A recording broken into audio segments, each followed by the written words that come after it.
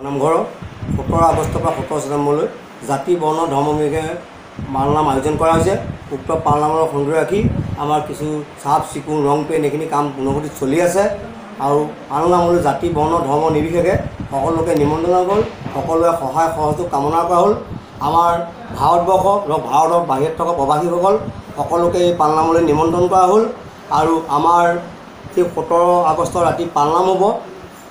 আপোনাৰ 18 আগষ্ট পুৱাৰ পৰা আমাৰ নাম আৰম্ভ হ'ব আৰু দুপৰীয়া আমাৰ আহাৰৰ জলযোগৰ ব্যৱস্থা কৰা হৈছে। ৰাতিলৈও তেনেকুৱা আমাৰ সিদ্ধ ব্যৱস্থা কৰা হয়।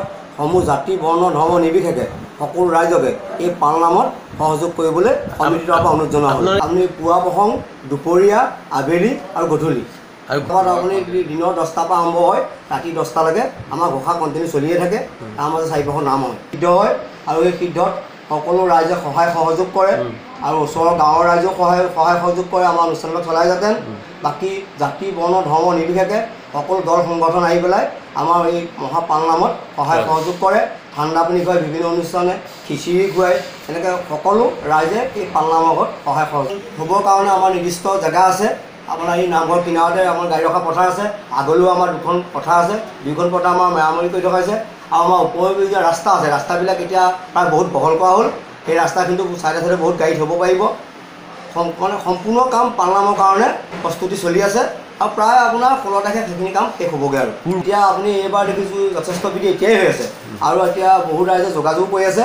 পূৰ্বতকৈও এইবাৰ বহুত 50 লক্ষাধিক ভকতে এই পালনাম মহোৎসৱত যোগাযোগ কৰিব বুলি আশা ৰাখিছোঁ। এখন আমাৰ 17 তাৰিখে আমাৰ ধৰক ৰাতিপুৱা এইখিনি চাফ চিকুণ হ'ব। হোৱাৰ পিছতে আপুনি সন্ধিয়াৰ লগে লগে আমাৰ পালনাম আয়োজন হ'ব। পালনামৰ পাছতে আমাৰ এই ঘোষা পাছতে আমাৰ মাহ প্ৰসাদ দিয়া হ'ব। সেই ৰাতি পালনাম তেনেকৈ হৈ যাব। ঠিক পুৱা 5জনৰ পৰা আৰু পুৱা প্ৰসন্ন হ'ব। পুৱা প্ৰসন্ন আমি নিৰ্মালী ব্যৱস্থা কৰোঁ, আঁতৰ পৰা ৰাইজক দি পঠিয়াওঁ নিৰ্মালী। দুপৰীয়া আমাৰ 10:30 নাম হয়। নামৰ পাছতে ঘোষা হয়, ঘোষা মাহ প্ৰসাদ বিতৰণ হয়। তাৰপিছত আমাৰ সিদ্ধ হয়, ৰাইজে সিদ্ধ গ্ৰহণ কৰে। ঠিক আবেলি 2:30 বজাৰ লগে লগে আমাৰ আকৌ তৃতীয় প্ৰসন্ন আৰম্ভ হয়।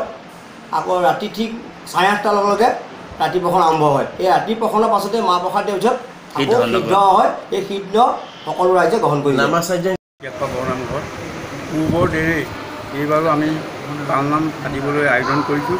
ইয়াত জাতি বৰ্ণ ধৰ্ম নিৰ্বিশেষে সকলোকে আমি আমন্ত্ৰণ জনাইছোঁ আৰু আমি আমাৰ পৰিচালনা সমিতিয়ে প্ৰায় 50 লক্ষাধিক ভকতক আদৰিবলৈ আমি প্ৰস্তুত কৰিছোঁ হওক আৰু লগতে আমাৰ যাৱতীয় যিখিনি কাম সেইখিনি কাম প্ৰায় সম্পূৰ্ণ হোৱাৰ পথত।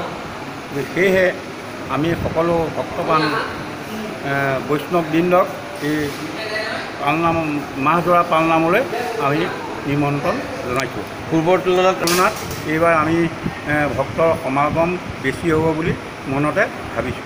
আৰু দিনত নাম 4 প্ৰসন্ন নাম হয়, পুৱাৰ নাম হয়, তাৰপিছত দুপৰীয়া নাম হয়, তাৰপিছত আবেলি নাম হয় আৰু গধূলি নাম হয়।